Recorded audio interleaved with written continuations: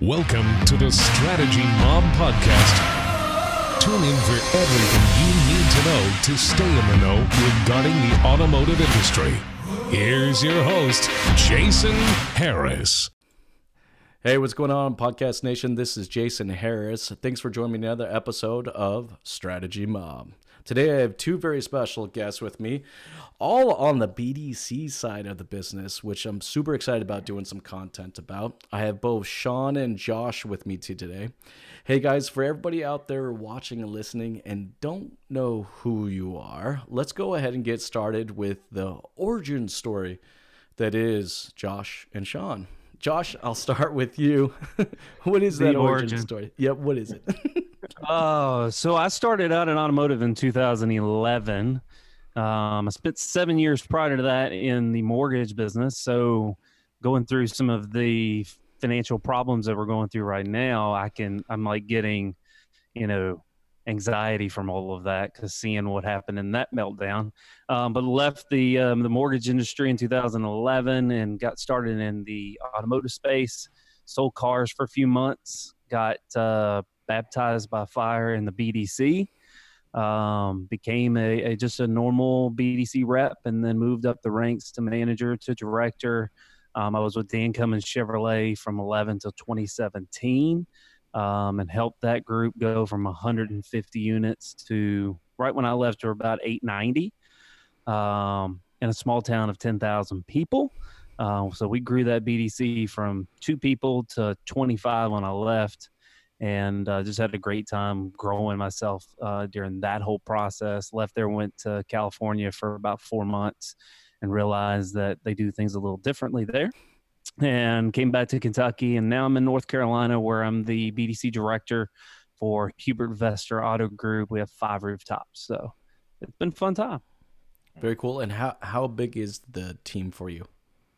The BDC right now, we have, let's see, how many do I have right now? 9. I have 9 in here right now. And is that normal staff range for you, or is that kind of modified because of everything that's going on? Well, we've modified it with everything going on. I've got 3 on right now, and then 3 off, 4 off, and then I've got a manager that's in here with me. So we have a couple people that are on, or a few people that are on furlough, and then they will be back in the next 2 weeks. And so then the other group will go on furlough. So we've kind of modified that as we go along, just kind of, it's uncharted territory. So we're trying to get through it as best as possible. So in a typical height, you guys are flowing right around a 15-person team? Yes. Yeah. Okay, cool. Yep. All right, Shawn, you're up. The origin story that is Shawn. Real quick. Got into the automotive space by accident, like most people, in 2003. I was washing cars while I came out of university. So I graduated marketing.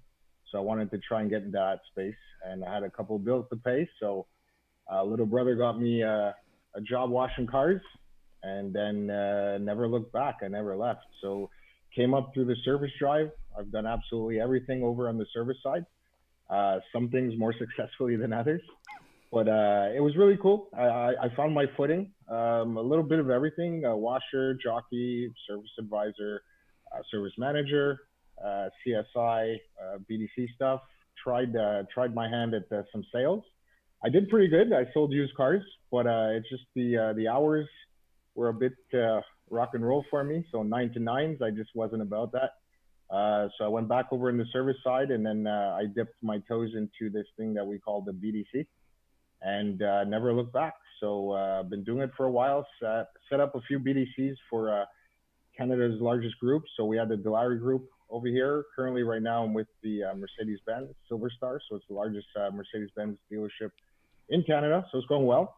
And particular times right now. We've been shut down actually since the 23rd of March, 24th of March, something like that. So it's complete shutdown here. So that's what your current norm is right now, is that as far as where you are, the government is just total shutdown then, correct? Complete shutdown. They don't see us as an essential service. So. And Josh, what about yourself? So we have a governor that is up for re-election, and so life is good. We have a really, really involved association for North Carolina, and so they really pushed for us to be essential. And so they've pushed it. So it's kind of business as usual as you can be in this type of situation. But we're doing a lot of deliveries and pickups for people in service and in sales. So it's just kind of, if you ever wanted to know how you could be forced to selling cars from the BDC, this is how you do it. Yeah, definitely. Well, actually, that's a great point, and that's a good place to just kind of get started, right? Is if you run a business before, a dealership before, and you have not had a BDC, honestly, you're going to be 5, 6, 7, 8 steps behind right now. I mean, I think any dealership out there right now that has been operating for, the last few years or plus, with a BDC, they seem to be way more prepped for what's going on right now. And I kind of love to hear both you guys' kind of thoughts and opinions on just why the BDC is just so much more prepped for the current situation. And Josh, I'll go ahead and start with you. Yeah, I think it's, for me, it's the way that we've trained for, golly, I've been for 2011 since I've been in this whole thing. It's the way that we've trained our people to really be able to do the entire process. I've had very successful BDCs where they could take it from the original lead to building that relationship to getting that customer to go along down that pathway. And so it's been, it's all about the training, and that what I have done, obviously training happens every single day in my department, but this is where this all comes about. Like, now shit has literally hit the fan, and we're the ones that need to can pivot really quickly into doing online sales, versus where sales, it's a little bit like they're going to try to sell the car. They're going to do all kinds of different things a little differently. They're going to want to, it's hard to pivot and say, hey, you can't tell them, like, what time can you come in today? It's going to be a little bit different conversation. And so I think we train on the phones every single day, every single week, every single month. And so when it comes down to being able to pivot, we have the most ability to pivot. Yeah. No, I totally agree with you on that. For years, BDCs have been training on how to connect with customers, not face to face, over the phone, via text and an email, or in some BDCs even with video, right? Mm-hmm. So we already kind of have those skill sets, and we're ready to go. Shawn, I'd like to hear your thoughts on this as well. Why do you think a BDC is more prepped for this current norm or new norm? Yeah. Well, kind of like what Josh was saying, we've been doing this for forever, really, right? So it's a lot of phone work. It's a lot less face-to-face, even since the craze of digital marketing a couple of years ago. So we've been prepping for this. I think one of the advantages that we do have, not to knock on sales or anything, but one of the advantages we do have is being adaptable. Being able to turn around really quickly, whether it's service, whether it's sales, whether it's, hey, script this, script that, don't say this, don't say that. Just being able to turn on a dime and readjust and be adaptable. I always felt that the BDC also was but like the hub of the organization, really. Obviously not the most important business unit because it's a team effort in a dealership, but I think definitely. Well, it was a team effort. No, seriously though, right? Like, let's face this. I mean, can we safe to say that the showroom's dead right now? Absolutely. I don't think it has been. I think it has been dead since if I may say so. I think it has been dead since we brought the dealership to people's homes. The digital marketing just absolutely changed everything. It changed everything. So we just went along with it. But I'm in my comfort zone right now. So that's actually a good point. I mean, Josh, would you agree that you're kind of in your comfort zone right now? That this is your happy place? Oh yeah, this is definitely my comfort zone because this is where I thrive, and so I don't have any issues or any freakouts because, okay, leads are down a little bit or whatever the case may be, but I have quality versus the quantity now. So anybody Correct. Yeah. putting in an inquiry for a vehicle sure as hell probably wants to buy a vehicle. There's not, you don't have a lot of looky-loos. The looky-loos are out there, but they're not clicking on. Is that a technical term, by the way? Looky-loos? Yeah. It is in Kentucky. Well, the 2 a.m. leads that are coming in right now, no people have nothing to do, so click, right? Yeah. And so you're having a more quality lead versus the quantity. And so, but now is the most important thing is to follow a process to make sure that you're not screwing that piece up.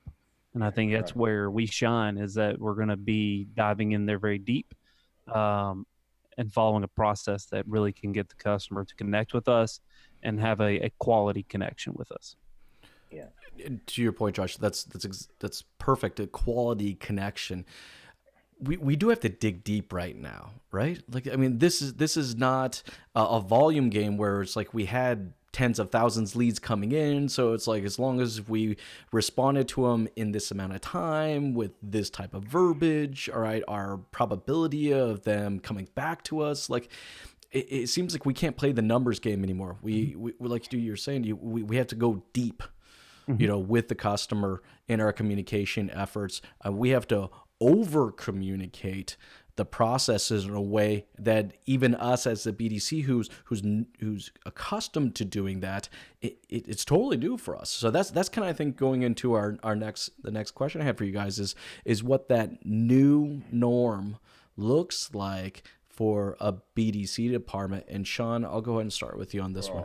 What a great question. I've actually been thinking about that one a lot. I had a lot of thinking time to do at home. The new norm. Well, first things first, I think now more than ever, there's an entire shift. Okay, what's going on right now? There's an entire shift. And I think it's the nudge that was required. So some dealerships are a lot more advanced than others. But I think what happened right now with this shift is it just completely leveled the playing field. So some of the dealerships that are already in place and already have processes in place and certain systems, they're going to do okay. I mean, everybody's going to get hit by this. It's just a matter of how hard are you going to get hit. There's other dealerships that are not as advanced as other ones. And I think right now, the processes are going to be put to the test. Absolutely it's a level playing field right now. And I think that's what's kind of cool. So I'm not really looking at this in a negative sense. I'm actually being extremely optimistic right now. And now is the time where it's time for the BDC to shine once and for all. I mean, we kind of like the player that's like, put me in, coach. I think now more than ever, people like Josh, people like myself, and all the other BDC managers, it's time to step up. It's time to show them what we can do, and it's time to get our hands dirty. Because no matter what you think, this is a stress test. That's the only way I'm looking at this. It's a stress test right now. And what's interesting enough when we talk about the norm is right now, more importantly than ever, I think leaders will be made and other leaders will come out in the wash. So good point. When we do eventually get back to it, we're going to know what kind of leadership that we had. How did they treat this? What's their plan of attack and where we're going? I think it's also important that we're in a situation right now where the dealerships that have less of a process or less of systems is the ideal time to identify areas of improvement. Put measurables in place, what's working and what's not working based currently right now on what's going on. The need to be adaptable and turn, I think it's not just the BDC that should be able to turn on a dime, but I think the entire dealership. And I think now more than ever, data is going to be the most important thing. When we were talking about deep diving with the customers, it's about what is being said on the phone, and it's up to the BDC manager, the BDC team, however it's structured, to get that information over to the marketing department and to the GMs and to the owners so we can come up with this process. And that's it, just focus on the consumer. Yeah, I mean, I agree. I mean, I think, the new norm, I think what's crazy is that We've talked about digital retailing for how long? What? Years. A long time. Long time. Just like we've talked about video since like 2009. Yeah, for sure. And so this has forced a lot of people's hands to, like, when all this started coming about, you saw a lot of dealers go, well, I need digital retailing now. But you don't even have a freaking process in place to handle it, because now all of a sudden you want it because you feel that's the only way you're going to be able to sell cars. But, the new norm is that, as a BDC manager and department, you have to hunker down and just really, like you said, shine. But you have to be put to the test of saying, hey, I know how to desk a deal as a BDC director or manager. I know how to really put things into place. So let me handle it in-house. Like I'm a centralized BDC. I'm not even close to a dealership. It's like 5 miles, which is not that far, but still I'm not sitting at the dealership. And so waiting for a manager to desk a deal is ludicrous to me at this point. Like, let me handle it and let me go and do what needs to be done and put together deals.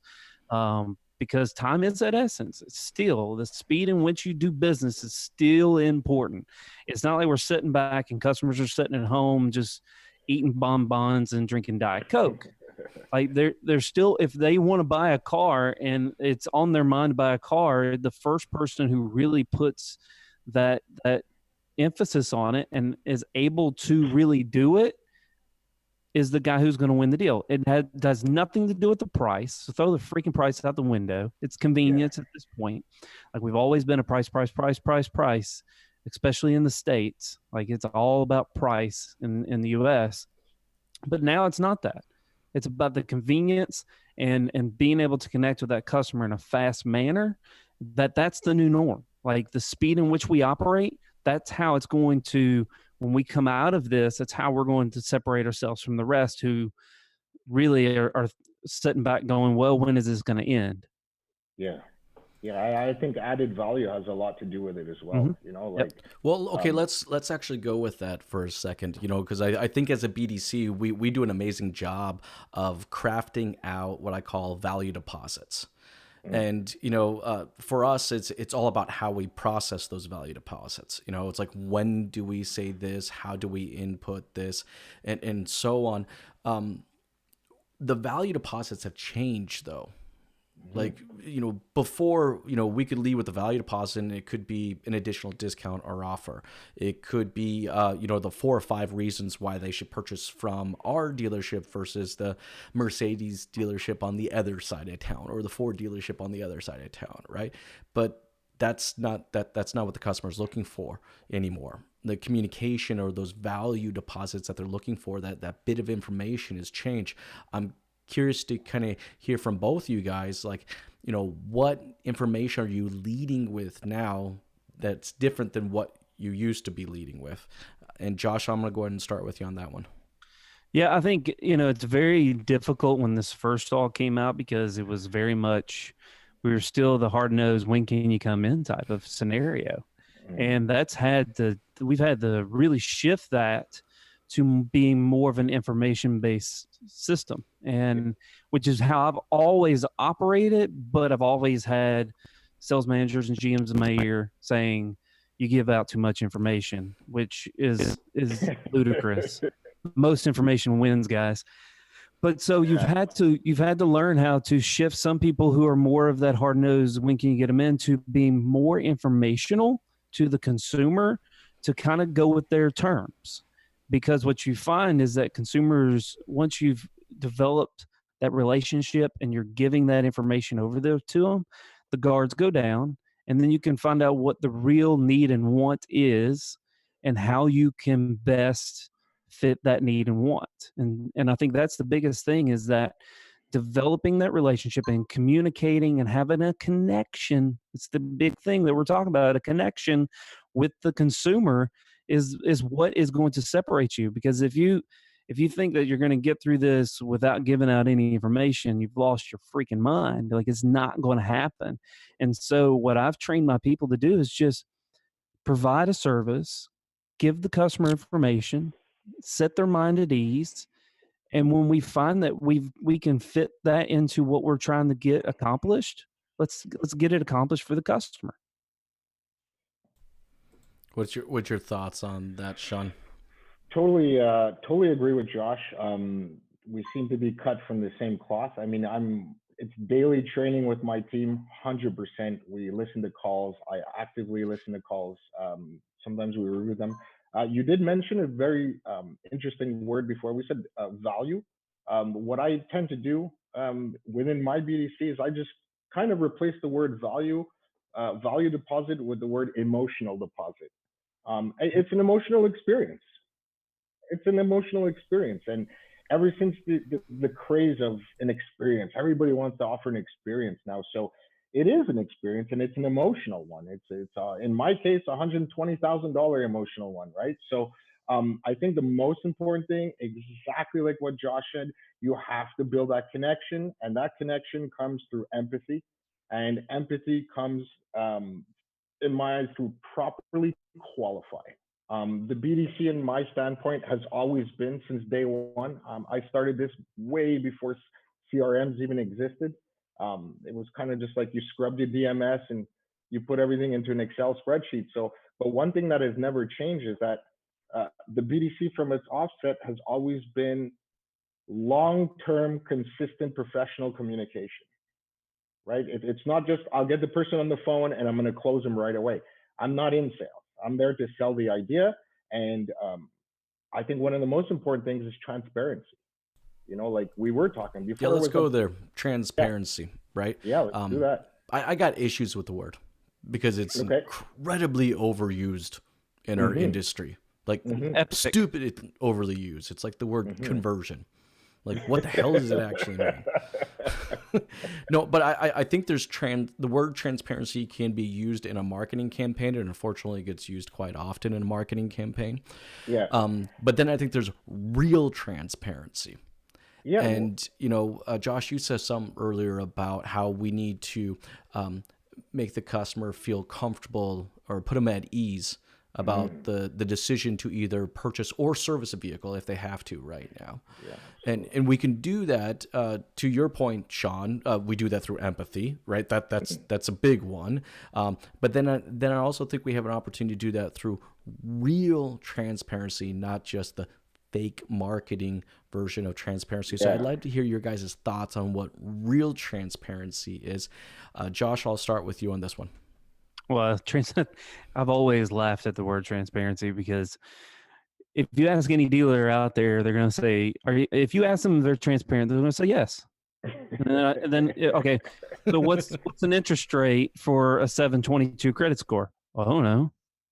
Well, how much is my car worth? I don't know. We buy fucking cars online that we've never seen before to put on our lot to sell every day, every single day. Yet when somebody calls about it, we have no clue. And so I think if the customer has a question, if they have something they feel is important to them, answer the question. That's simple. That's transparency. Like, throw it out there. Like, we're going to give you everything you need to make an educated decision, regardless if it's with us or not with us. And so here's our best numbers. Here's what we can do. Here's what the interest rate is. Here's what the payment is. Here's what your car's worth. And just be upfront. Because I've heard managers all across the country say, well, if I give them the number, they're going to shop me. Well, no shit, Sherlock. Like, are you serious? If you don't give them the number, they're not going to buy from you. They're never going to shop you. You're done. So which one do you want? Do you want a chance to play in the dance, or do you want the inability to even be part of the dance? Which one do you want? So in my opinion, you have to just, if it's important to them, give it to them. It's that simple. Like, there's none of this BS anymore of, well, if I can, should I, maybe, possibly, I'll give you this. There's no more of that. Like, it's asinine that we can think that we can treat customers like that. It's why our industries hate it so much sometimes. It's because, like, we do this little dance. Like, stop. Like, just give it to them. If they ask the question, give it to them. Shawn, anything you want to add to that, bud? Yeah, and you know what? Josh nailed it. What I was referring to when I said transparency was exactly that. Like, whenever I get asked, basically, because I do a lot of phone work with my team too. I'm not just like barking orders from the top of the hill. So I get on the phone every day, all the time, and I love the answer to what is your best price. Well, it's the one that's listed. I'm not going to demean the price is the one that you saw online. So what I meant by transparency, exactly like Josh said, just answer their question. There's different people that require different things, different questions. So this is why I'm not against scripting at all. I think that there should be a framework, but I just tend to give my guys a little bit more leverage. Some of them are girls too, by the way. But I just tend to give my team a little bit more leverage with regards to where they want to go with the conversation. Obviously, I hold them accountable. It's very important. But there's just something that comes to mind. The same water that softens the potato hardens the egg. So everybody has a different point of view. Everybody has different questions. So like Josh said, just answer the damn question. How much is the car? Well, it's the one that you saw online. So I think it's about more qualifying. What do you need the car? What are you going to do with the vehicle? What is this? What is that? Maybe why buy from me?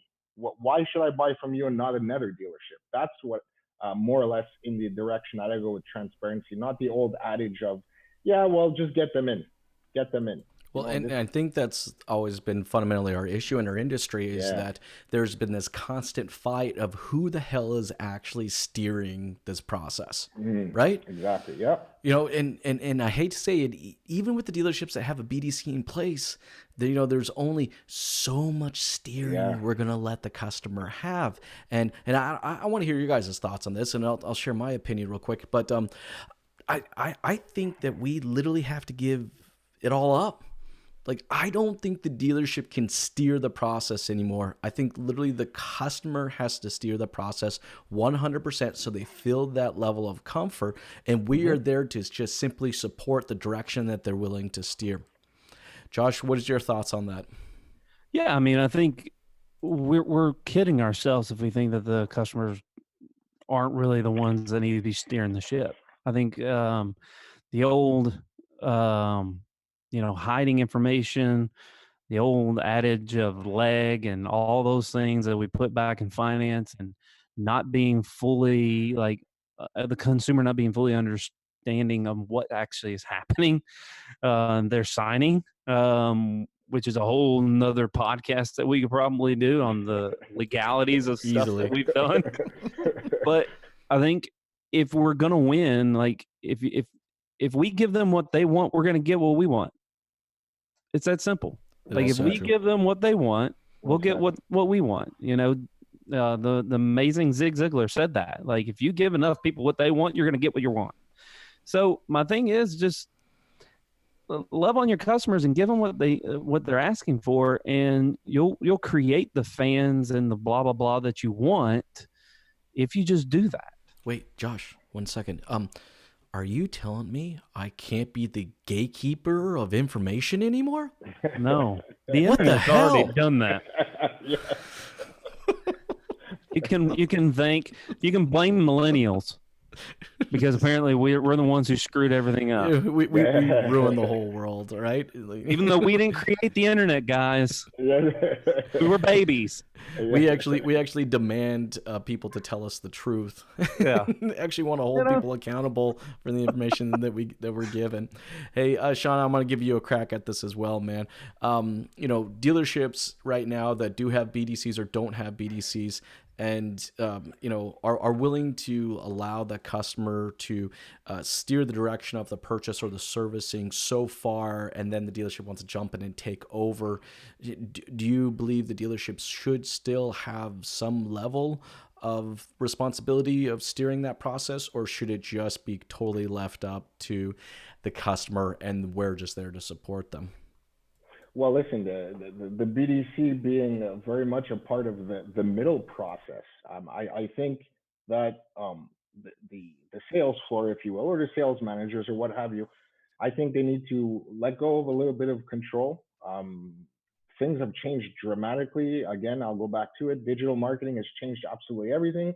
I mean, these people, by the time they hit the consumers, by the time that they hit the BDC, they've already shopped, 2.7? I don't know how you have 2.7 dealers, so I'm just going to say 3.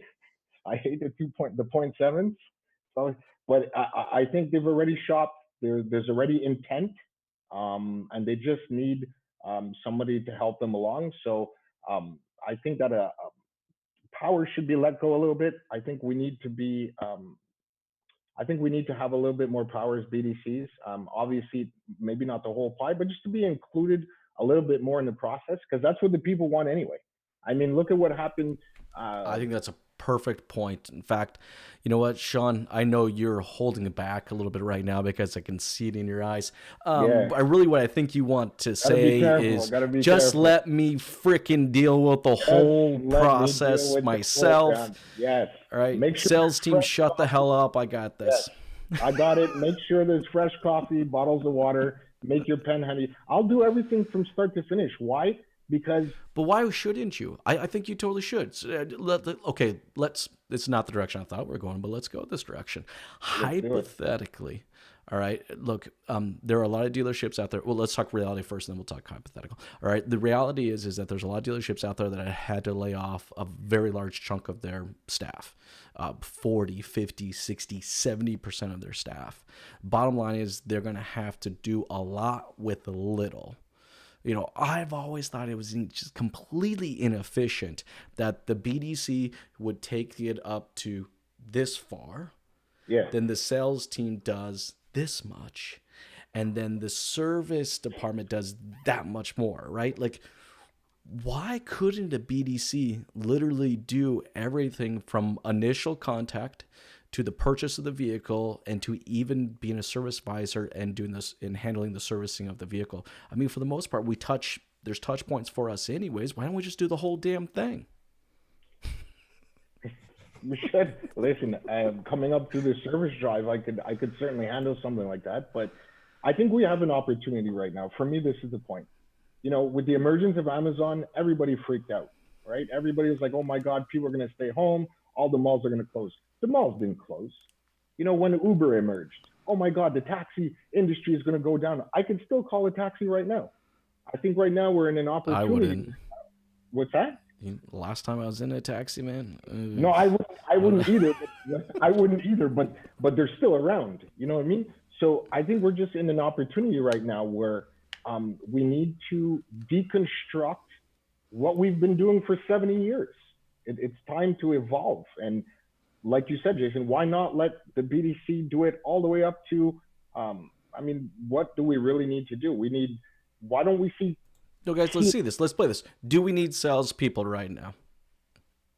No. Okay. No. Do we need service advisors right now? I would we need a door greeter. Right? Like, yeah, well, I mean, with the those two roles are a pretty large percentage of our payroll dollars at a dealership. The sales team and the service advisors. You know, I think we can even take it one more step farther and even get rid of the F&I department, but that's just me. Well, listen, with the I don't know what it's like in your area, Josh, but you know, I won't name them, but there's a couple of website providers that they're heavily investing into e-commerce. There's one that was kind of testing out stuff. I thought it was pretty cool. We still have a ways to go about buying the entire experience online, but I thought it was very cool. F&I products online, everything was done online. So I thought it was pretty cool. That's the direction we're going in anyway. It's inevitable. I mean, we even here have a virtual F&I. So we have somebody who's sitting at a desk, probably just kind of like the mullet of wardrobe, like everybody now. They like a nice tuxedo shirt, no pants is pretty much what they're doing right now because we can't see them. But they have the ability to do a deal virtually without having that face to face, and still have the face to face because we're still communicating over a camera. But that has the ability to do an F&I deal without an F&I person, which is a huge expense in a department, in a whole dealership. Well, and a messed up experience. I mean, let's think about that for real quick, right? Like I build this rapport with this BDC agent that really convinced me that this is the right dealership to come in and visit. And then we hand them off. Then we hand it off to a salesperson who probably half-ass, right, builds an additional connection to that. And then, okay, fine, we build a little bit of connection. We get you excited again about the car. And boom, we're going to stick you in this fucking thing called a box. What the fuck we call it a box for? All right? Then we're going to stick you in a box. We're going to make you connect again with a third person. Like, shit, it's a little crazy. And when you think about it, when you break it down like that. Yeah, and I think if you look at some of the dealerships now that are really looking at getting rid of F&I, where it's only one manager handling the entire deal. I don't think it's definitely, when you look in the next couple of years, it's a way that we're going to go through business, is to stop the breaking points. Because right now we just have too many breaking points in the process. Yeah. And so we have to streamline how we do business and to make it easier for the customer. You know, the customers have always said it takes 3 to 4 hours to buy a car and it should only take an hour. And I get there's some issues that they cause as the consumer, but there's also a lot of issues that we cause as dealerships. And so we have to streamline where the breakdown is. And the biggest problem why a lot of dealerships won't do it is because the stupid ass excuse of we've always done it this way. Yeah. And until we get out of that mindset, like, I don't care how you used to do it. This is a way we need to go. Correct. Because the reason why they always go back to that little comfort zone is because it's comfort, and when you have change, it's unsettling. And unfortunately, we've been forced to change the way we do business through government shutdown and mandates and everything, in the local and in the federal, everything. And so now we're like, holy shit, what do we do? And we don't have a way to go. And it's forcing us to be more creative and go, okay, we can actually do business like this. And then when we realize that, shit, it wasn't that hard, now the new norm will set in once we come out. When we come out, which we will, but it's going to be a little different. Dealerships are going to be able to go back to the way things used to be, and we have to force continual change to not put us in the same predicament again. And not to be forced on always having showroom traffic. Like, you have a website that gets tens of thousands of people in your showroom, and you've not created this easy transactional way of them doing business. Well, that's first stop. And so if you don't have an inviting place on your platform that they first see you at, well, you've already lost the game. Like, all you're getting is just runoff of what everybody else is getting. Like, if dealer A pisses them off, then you might get a way to go when it's C, D, E, and F. But if you actually put yourself as A and actually put together something that's worth it to the customer, then you're gonna win, and you're gonna be like the guy who's like, what are they doing there that is so damn great? That's who you're gonna become when we come out of this. But if you don't, then you're just gonna be the DCNF dealer that just gets the runoff. Yeah. And I think, to add to what Josh was saying, one of the most important things, and why I don't want to be too cynical, but let's just be real. I think one of the most important things in our line of work, Josh nailed it before, was your response time, which I really, really pride myself on. Anything under 15 minutes, 10 minutes, if that's even available, that's fantastic. Aside from the response time, I think the second most critical, among other components, but the second most critical thing is your contact ratio. I have the customer on the phone. Why am I going to hand them off to somebody else? Like, we have them on the phone right now. So, why? Okay, well, hey, listen, I'll get you the pricing. We'll get you a quote. Let me just get someone to call you back. We have them on the phone right now. What are we Speaking of that, guys, contact ratio with internet leads, I imagine, have to be through the roof right now. Mm-hmm. Oh yeah, right now, yeah. I mean, people are answering their phones. Yeah. They're responding back to emails. Yeah. Yeah, roughly. I don't know about you, Josh, but my contact ratio is always in the areas consistently, always in the areas about between 30 to 35%. Oh yeah, I mean we're definitely seeing it go through the roof right now because texting has always been a platform that I've always kind of I text customers galore because I feel that 99% of them are going to get read versus email where you get lost in never land. And so Yeah. we've had ability to have meaningful conversations with customers, Hmm. even some of those that are, and I've told my team to kind of back off a little bit, not to be too hardcore on some of those 90-day old leads. Yeah. But now those guys are coming back because they're all at home. Now we have the ability to strike that conversation and maybe get them back into that shopping mode and understanding where they're at. And so, just because it's not a fresh lead doesn't mean that you need to let it go off the back burner because those Yeah. people are shopping still. They may have put it off a little bit longer, but now you have the ability to make a connection with them that you can start to develop that relationship. Now, I Yeah. love the fact that you said meaningful conversation, Absolutely. like meaningful. Yeah.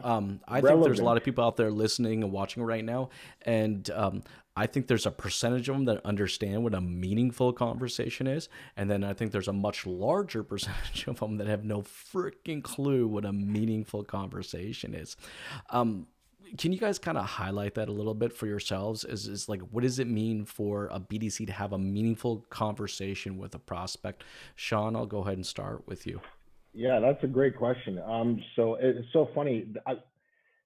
On my daily trainings with my agents, this is a topic that I preach, and I cannot stress to any upcoming BDC manager to really put a big emphasis on your training, not just so much with scripting, but relevant contact.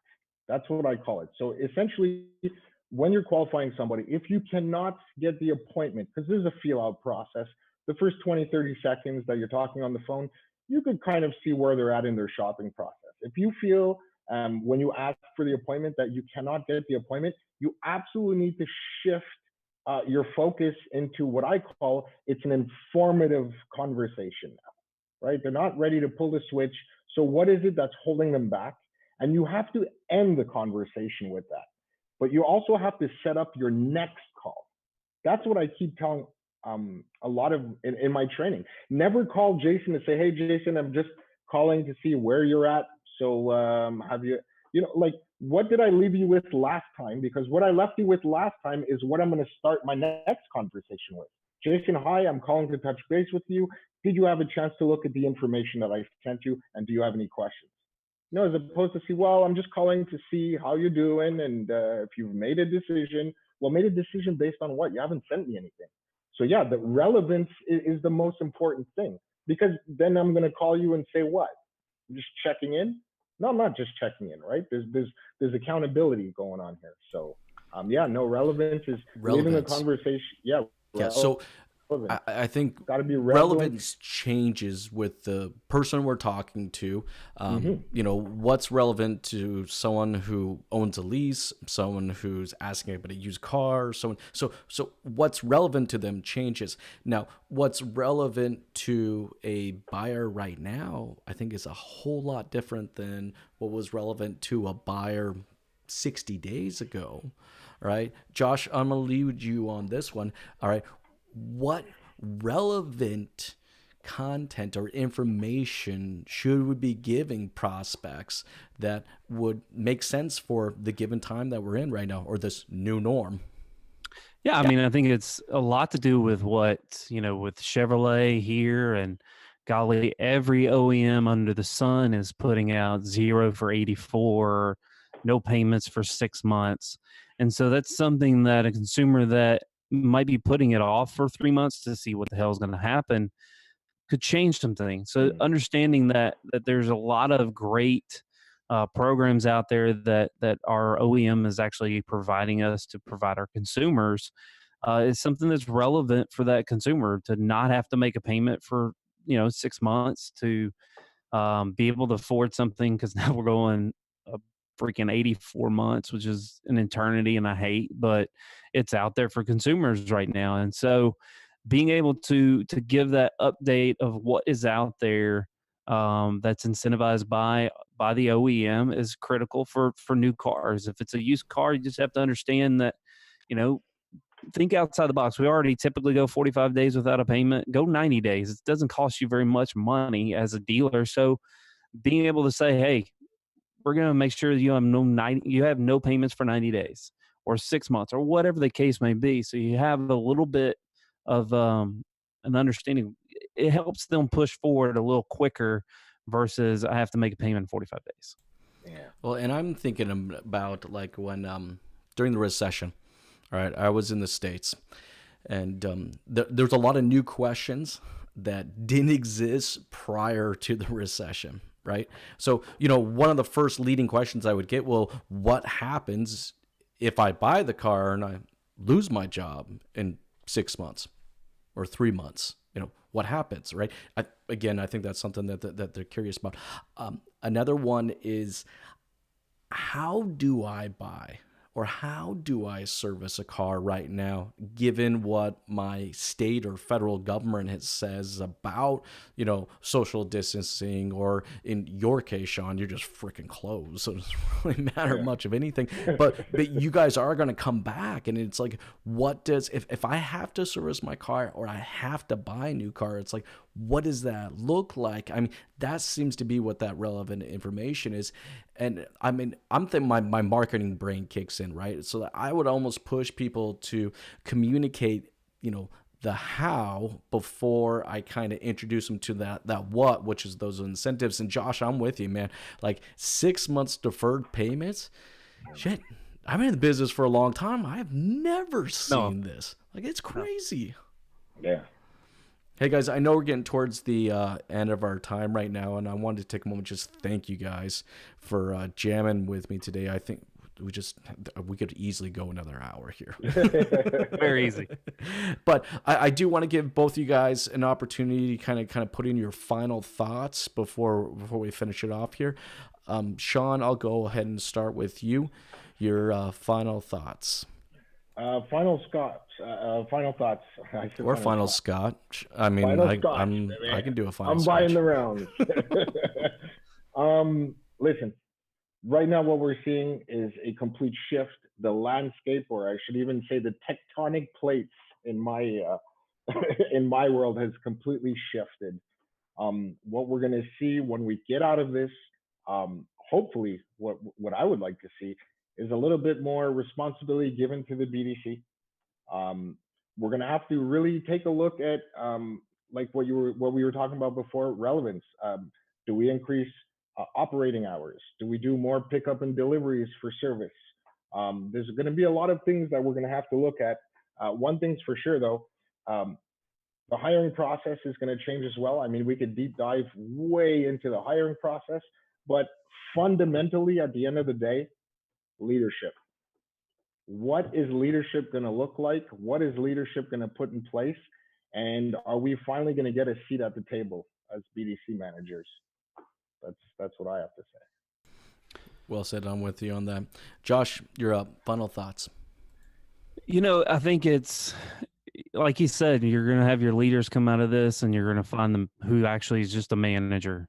And so if you want to be a leader in this industry, if you want to be a leader inside your dealership, like the time is now to put your head down, because, the ship is taking water. So grab a bucket.